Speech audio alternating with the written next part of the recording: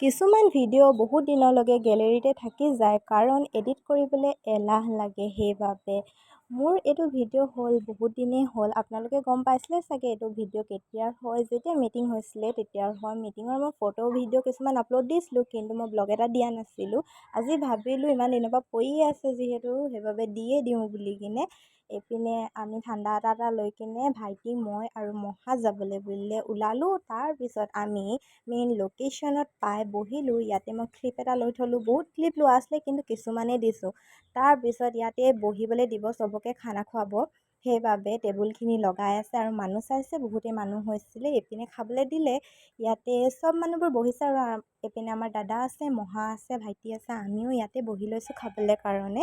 আৰু ইয়াত চিকেন আছে, দাইল ভাত দিছে, চিকেন দিছে আৰু চব্জি এটা দিছে, কিবা এটা দাইল দিছে।